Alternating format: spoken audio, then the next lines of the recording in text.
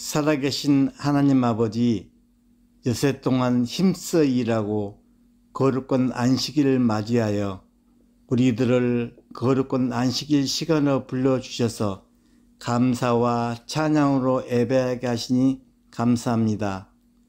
연일 계속되는 연말 기도주를 통하여 귀한 말씀으로 마음을 살필 수 있는 성령의 음성을 들려주시고 회개케 하시며 새롭게 순종의 마음을 결심하게 하여 주시옵소서. 많은 사람 가운데서 저희를 특별히 택하여 부르시고 그 부름에 반응하여 주님의 자녀로 살게 하시며 믿음의 길을 걷게 하시니 그 은혜 감사드립니다. 마지막 시대를 살아가는 주님의 택한 백성으로서 믿음의 선한 싸움을 싸우며 예수님의 승리가 우리의 승리가 되는 믿음의 삶을 살게 도와주시옵소서. 우리의 유일한 소망 되시는 주님, 세상에는 전쟁과 지진과 기근이 곳곳에서 일어나고 있습니다. 주님 오시는 발자국 소리 듣고 주님 맞이할 준비를 하는 우리 모두 되게 하여 주시옵소서. 성령의 이른비를 경험하며 느님이 성령 충만함으로 우리에게 부여하신 사명을 감당하게 하여 주님이 기뻐하시는 자녀들이 되도록 성령을 부어 주시옵소서. 오늘도 귀한 말씀으로 우리 심령에 사랑으로 채워주실 예수님 이름으로 기도하옵나이다. 아멘.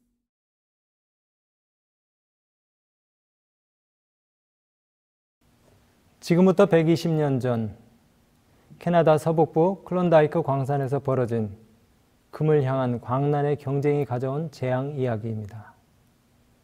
이 광산에서 채굴했다는 100만 달러의 금이 미국 북서부 시애틀에 도착하자 무일푼의 사람들, 일자리를 잃은 실업자들, 그리고 수많은 몽상가들이 마치 마법에라도 홀린 듯 친척들에게 돈을 빌리거나 후원을 받아서 여행 자금을 마련하여 무려 10만 명이나 되는 사람들이 캐나다 클론다이크 광산으로 향했습니다. 지금도 그렇지만 이런 특수를 노리고 생기는 사람들이 있죠. 사기꾼, 협잡가, 기술자 행세를 하는 가짜 채굴업자, 그리고 항구 주변에 배에서 짐을 내릴 때 거들겠다는 사람들, 돈을 받아먹는 브로커들, 말과 개 썰매를 꾸리거나 짐꾼이 되겠다고 등장한 사람들, 여기에 한층 더해서 술집, 숙박업자, 음식점이 짭짤한 수입을 올렸어요.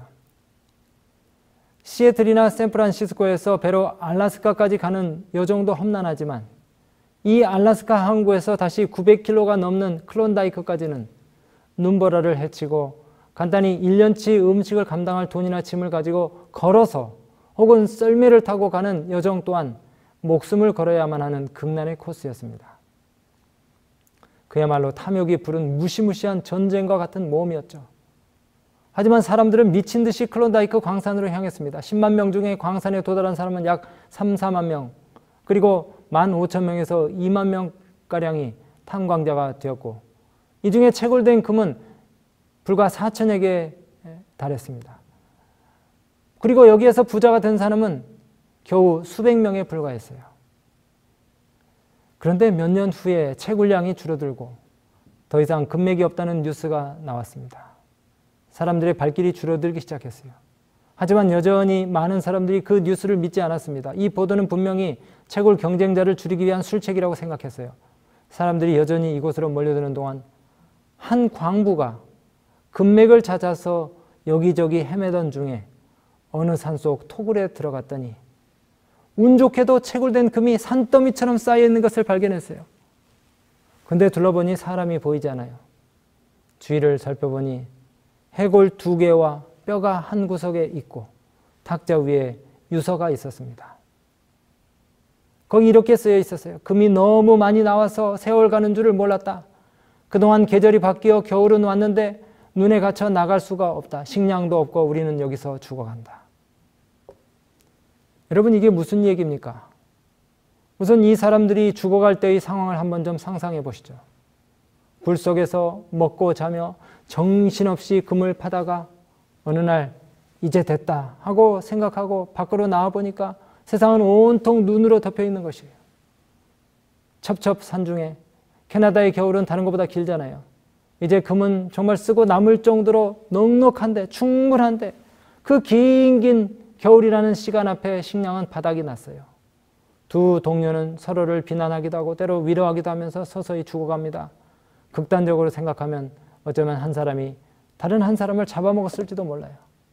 그러나 그 많은 금과 시간을 앞에 두고 속절없이 죽어가게 된 것입니다. 금을 채굴하는 동안에 사이사이 잠시 바깥 바람이라도 좀 쏘았더라면, 계절의 변화를 의식했더라면, 시절이 바뀐 것을 살폈더라면 아마 이런 불상사는 없었을 것입니다. 여러분, 우리 모두는 누구나 여유 있는 생활을 바랍니다. 근데 그 여유란 무엇일까요? 그냥 풍족한 생활을 말하는 것일까요? 그 어두컴컴하고 쾌쾌한 냄새가 나는 굴 속 해골의 주인들이 주체할 수 없는 금을 가졌다 해도 진정한 여유와 풍족한 삶을 누렸다고 우리가 말할 수 있을까요? 경제적, 시간적으로는 지겨울 정도의 여유를 가졌었는지는 모르지만 그들은 즉시 너무나 비참한 최후를 맞이했습니다. 바로 눈앞에 당장 보이는 이익과 재미에 빠져서 계절의 변화를 살피는 일을 소홀히 했기 때문입니다. 한마디로 그들은 시세를 살피지 않음으로 오는 불행의 희생자가 된 것입니다. 여러분, 시세를 잘 살피고 다가올 위기를 준비하시기 바랍니다. 오늘 우리가 살고 있는 이 세상의 형편을 주의 깊게 살피고 미래를 대비해야 합니다. 지금 우리가 살고 있는 세상의 형편에 대해 110년 전 영감의 글은 이렇게 예언하고 있습니다. 바다와 육지의 재난, 사회의 불안, 전쟁에 대한 경보 등은 불길하다.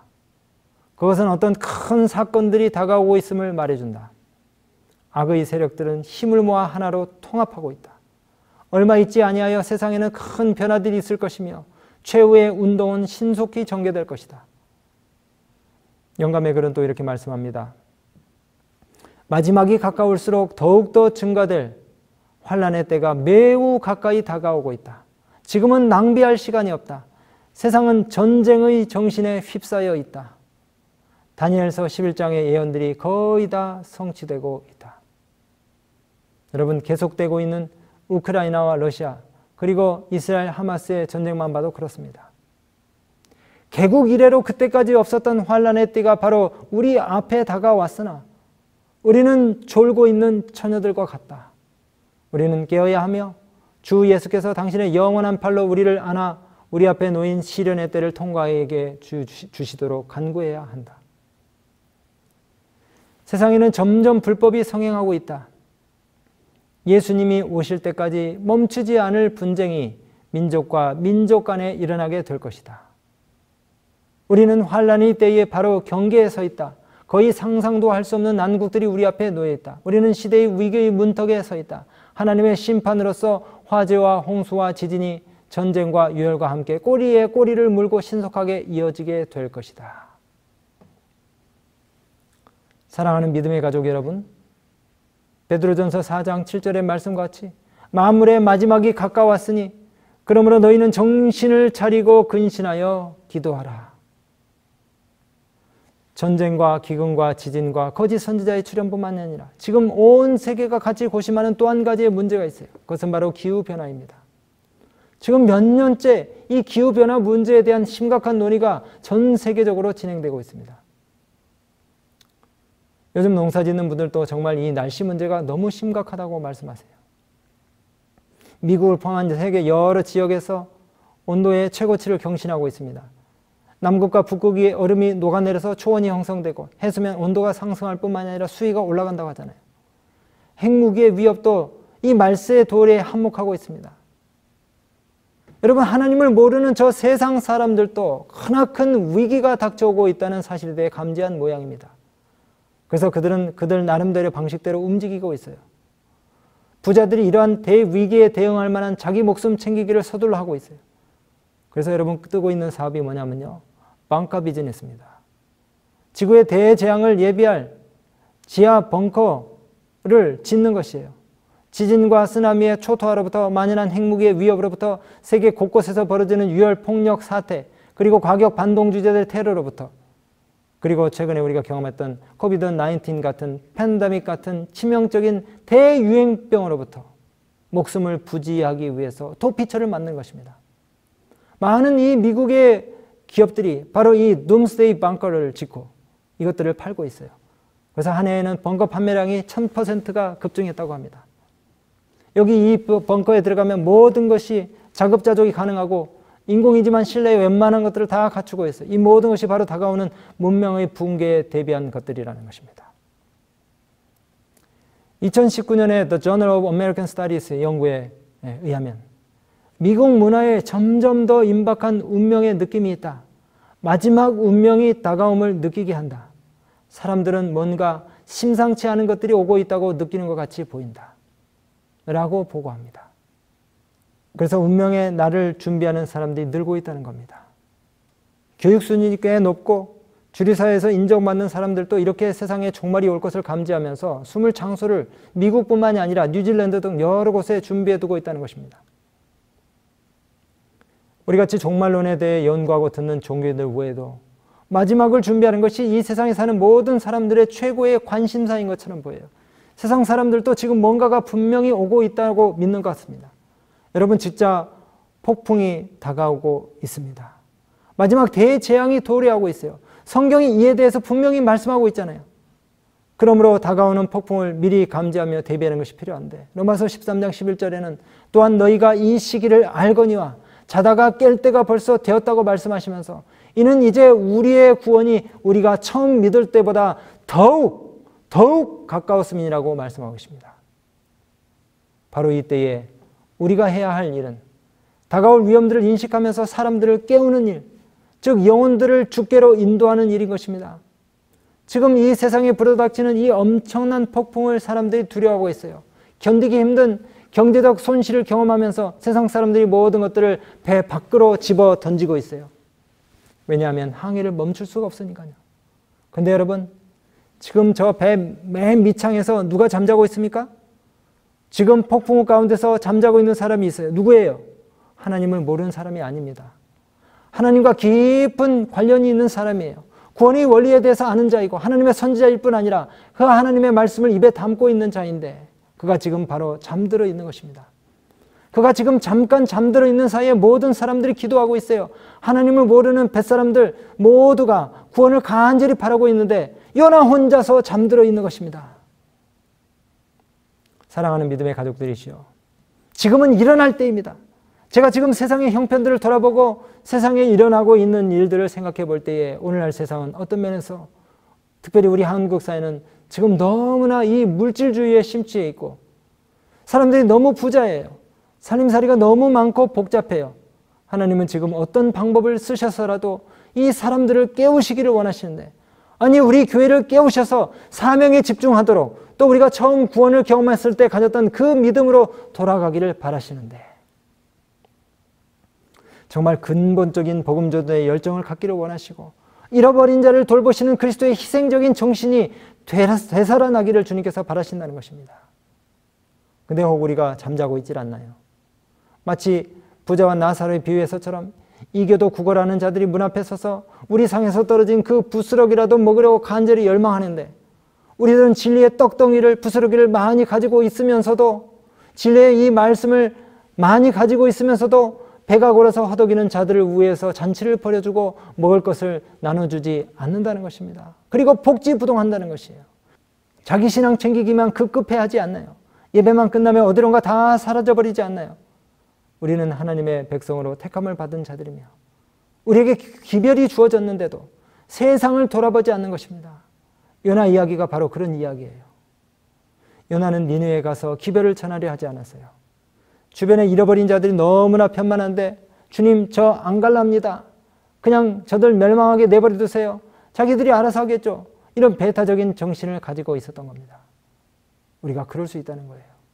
우리끼리 모여서 밥해 먹고 하하하호 즐거워하다가 하나님 말씀 몇 구절 가지고 이게 맞냐 저게 맞냐 토론하고 논쟁하면서 시간 보내고 세상 사람들 전혀 거들떠 보지도 않고 근데 주님은 어떻게 하셨나요? 변화산에서 모세와 엘리야의 눈부신 영광을 목격하셨으면서도 거기 편안한 장소에 머무르지 않으시고 산에서 내려오셨잖아요. 내려오시자마자 거북하고 역겨운 장면이 펼쳐졌어요. 하지만 예수님은 일그러진 얼굴로 이를 갈며 고통의 격려를 일으키는 그 귀신 들린 아이를 고쳐주셨어요. 몸을 굽혀서 땅 위에 뒹굴고 있는 사단의 희생자를 일으키시고 심신을 회복시키셨어요. 우리도 예수님처럼 우리 주변의 세상 사람들에게 동정심을 보여야 하지 않겠습니까? 예수님이 뭐하러 이 세상에 오셨다고요? 잃어버린 자를 찾아 구원하러. 우리끼리 있지 말고 저 세상으로 내려가야 합니다. 변화산 아래로 내려가서 사단에게 사로잡힌 영혼들을 해방시켜줄 믿음의 말과 기도를 해줘야 해요. 우리가 우리 주변에 굶주려 죽고 있는 사람들을 새까맣게 잊어버리고 우리 삶에, 우리 신앙에 몰두해서 이기적인 신앙인이 되어가고 있질 않나 돌아봐야 돼요. 착한 일을 하시기 바랍니다. 세상 사람들이 있는 곳에 가셔서 섞이시고 사람들의 펠트 니드가 뭔지 살펴서 그들을 위해 봉사하셔야 돼요. 성경은 분명히 말합니다. 폭풍이 올 것이고 세상에 임할 엄청난 고통의 때가 기다리고 있다고 해요. 교회가 깨어날 필요가 있습니다. 왜냐하면 사람들이 구원받을 곳을 찾고 있어요. 진리를 가진 교회가 어디에 있는지 타는 목마름으로 참된 종교를 찾고 다니는 사람들이 있다는 것이에요. 그런데 정작 우리 교회는 그냥 자고 있는 것이 아니라 아주 깊은 잠에 빠져 있을 수 있다는 것입니다. 영어에 이런 단어가 있어요. 우리 그 창과 방패 이야기처럼요. 모순이라고 하는 한자가 나왔는데요. 옥시모론이라고 하는 단어가 있습니다. 옥시라는 것은 날카로운 예리한 그런 뜻을 가진 단어이고요. 모론이라고 하는 것은 전응아 혹은 바보라는 뜻입니다. 합쳐서 똑똑한 바보, 정반대의 뜻을 가진 이 두 단어를 합성시켜서 앞뒤가 맞지 않는 새로운 뜻의 단어를 만들어냈습니다. 그래서 예를 들어 똑똑한 바보 혹은 시원섭섭하다, 뭐 사물의 앞뒤가 서로 맞지 않음이라고 하는 뜻을 가진 당착이라는 단어도 있죠. 이 단어들이 마치 우리의 형편을 말하는 것 같아요. 진리는 가졌는데 잠자고 있는 것이 너무나 충격적인 모순인 것입니다. 진리는 가졌는데 함구하고 있어요. 사람들을 위기 가운데서 구출해야 할 책임을 가진 요하나가 지금 어디서 자고 있습니까? 배 맨 밑창에 들어가 잠을 자는데 심지어 폭풍과 몰아닥친 것조차도 모르는 것이에요. 맨 밑바닥 어둠 속에서. 제가 필리핀 선교지 방문을 갈 때 선실 아래쪽으로 통하는 맨 밑창 그 기관실에 가본 적이 있었습니다. 거기에 엔진이 있었고요. 프로펠러로 동력을 전달시키는 긴 샤프트가 있었습니다. 각종 윤활유, 오일이 묻어 있었어요. 연료가 새는 부분도 있고요. 아무튼 역한 냄새가 나고 배가 좌우로 막 흔들리니까 이 어두컴컴한 데서 멀미가 심하게 났어요. 여기 지금 요나는 배에 가장 추천하지 못할 만한 장소가 되는 곳에서 누워 있는 거예요. 가끔 우리 하나님 백성들도 하나님께서 있으라고 하신 그 밝은 곳이 아니라 하라고 하신 그 일이 아니라 그 위치에서 벗어나서 폐유와 윤활유 냄새를 맡으면서 굳이 그 어두컴컴한 데 가려고 해요. 주어진 역할을 피하려 하고 모든 것이 완벽하게 세팅될 때까지만 기다려요. 여러분 깨어야 합니다. 그리고 밝은 곳으로 올라가야 하고 좀 더 높은 곳으로 올라가야 해요. 그래서 하나님의 영광의 비밀을 드러내고 비춰야 합니다. 여러분 그렇게 하시겠습니까? 하나님이 맡기신 일들을 순종하면서 하시겠습니까? 여러분이 가진 등을 왜 배 밑창으로 가지고 내려가서 숨기려 하십니까? 여러분이 가진 등을 높이 들어서 산 위에 있는 동네가 다 볼 수 있도록 하셔야 합니다. 여러분 지금 요나가 어떤 상황에서 잠들어 있다고요?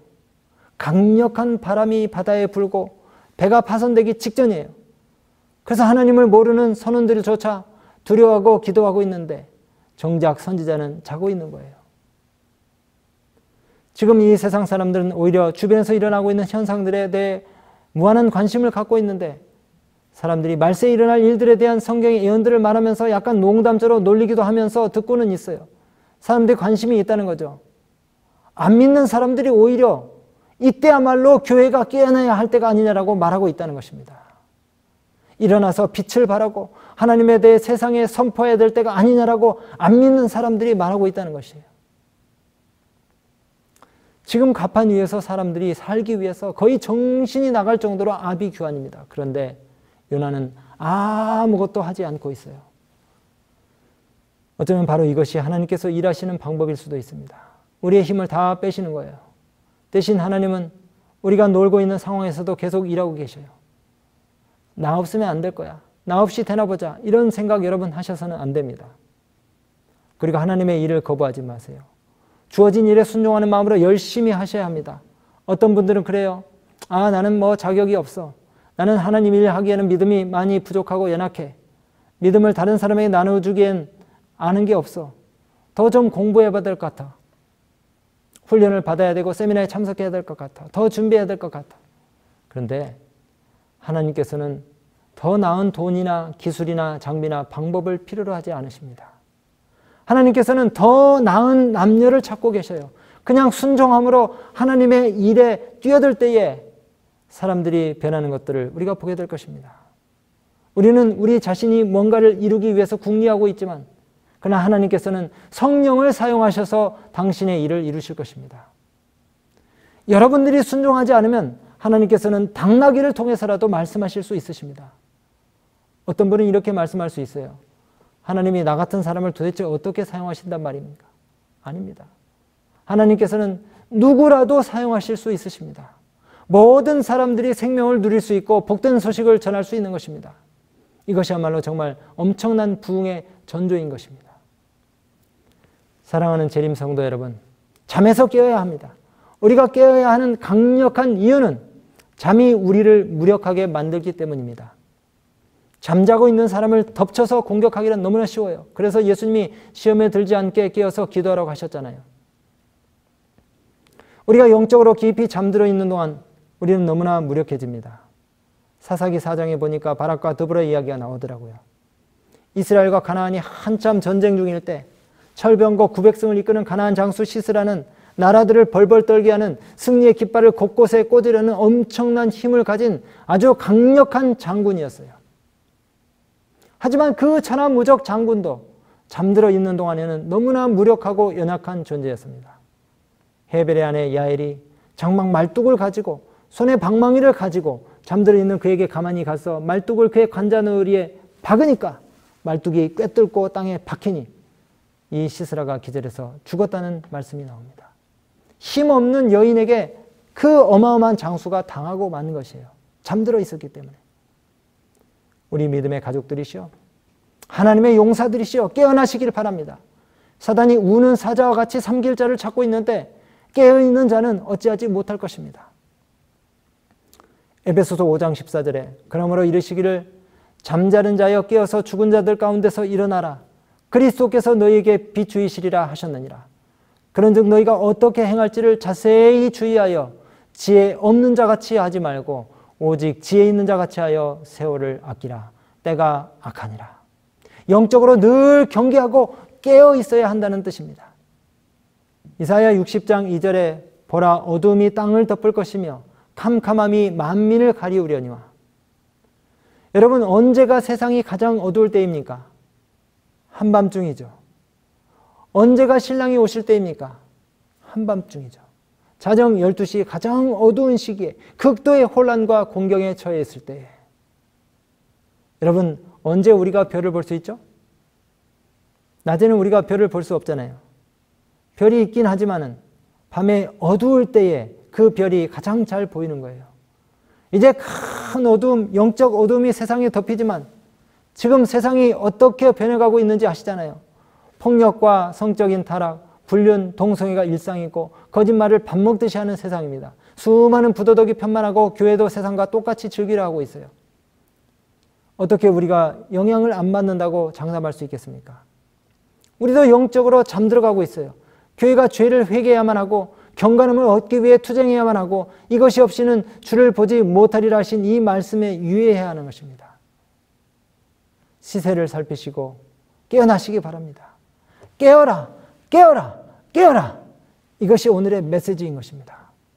정말 예언의 시간표대로 정확하게 모든 사건들이 다 성취되어 가고 있어요. 온 세상이 지금 두려움과 공포 가운데 있을 때에 하나님께서는 이러한 기회들을 사용하셔서 사람들이 영원이라는 실제를 향해 깨어나도록 하시려는 것입니다. 또 그분께서는 교회가 깨어나기를 간절히 바라십니다. 예수님이 다시 오시기 전에 그분의 백성들인 우리가 그분의 형상을 반영해야 하는 것입니다. 데살로니가전서 5장 6절에 그러므로 우리는 다른 이들과 같이 자지 말고 오직 깨어서 정신을 차릴지라. 근신하라 깨어라. 너희 대적 마귀가 우는 사자같이 두루다니며 삼킬 자를 찾나니 근신하라 깨어라. 두루두루 살피라는 말입니다. 세상에 무슨 일이 일어나고 있는지 영적으로 잘 살피라는 말이에요. 늑대는 목자가 잠든 사이에 쳐들어오죠.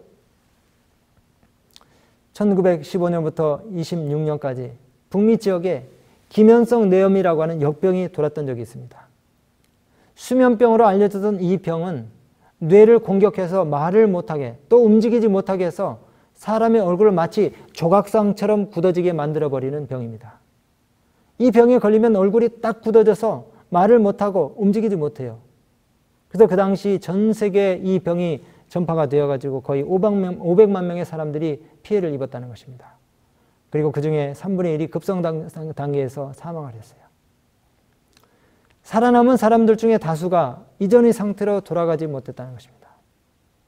오늘날 많은 교회들이 영적으로 이 기면성 뇌염에 딱 걸린 것 같아요. 코로나로 인해서 더욱 그렇습니다. 외향적으로는 교회가 움직이는 것 같지만 하나님과의 영적인 교통은 완전히 멈춰버린, 하나님과 더 이상 동행하지 않는, 죄를 뉘우치지 않는 그런 삶을 그리스도인들이 살고 있는 것 같아요. 우리가 기도해야 하는데 잠자고 있다는 것입니다.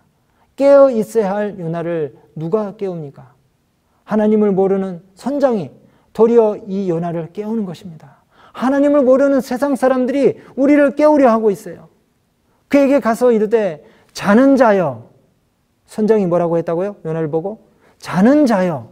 아니 지금 이 판국에 어떻게 잠을 잘 수 있느냐? 지금 세상이 이렇게 끝나려는데 모든 선원들이 다 죽게 생겼는데 자는 자여. 그러는 거예요. 선장이 또 이렇게 얘기합니다. 네 하나님께 구하라. 혹시 하나님이 우리를 생각하사 망하지 아니하게 하시리라. 정말 이렇게까지 돼서는 안 되겠죠. 우리가 선장을 통해서 일어나라는, 깨어나라는 말을 들어야 하나요? 여기 영감의 말씀은 이렇게 기록하고 있습니다. 진리를 제시함에 있어서 무관심하고 감동을 주지 못하는 방법은 결코 사람들을 죽음과 같은 잠에서 깨우지 못할 것이다. 그들은 태도와 언행과 설교와 기도로 그리스도께서 문 앞에 당도하셨다는 사실을 그들이 믿는다는 것을 보여주어야 한다. 우리 각 교회의 지도자들이 깨어나셔야 합니다. 장로님들이, 재직들이 깨어나셔야 합니다. 평안하다, 안전하다 하면서 그냥 앉아 있어서는 안 돼요. 안전하지 않습니다. 그냥 앉아 있어서는 안 돼요. 사람들이 깨어나야 합니다. 위험이 다가오고 있어요. 계속해서 사람들은 은혜의 기간의 마지막에 살고 있지만 아직도 부주의하고 어리석다. 목사들은 그들을 깨우는 힘이 없다. 그들마저도 잠들었다. 잠자는 목사들이 잠자는 백성에게 설교하고 있다. 저는 이 말씀을 읽으면서 두려웠어요. 잠자는 목사들이 잠자는 백성에게 자장가를 불러주고 있다는 겁니다. 하나님을 모르는 선원들이 정작 기도하고 있을 때에 선지자는 자고 있었어요.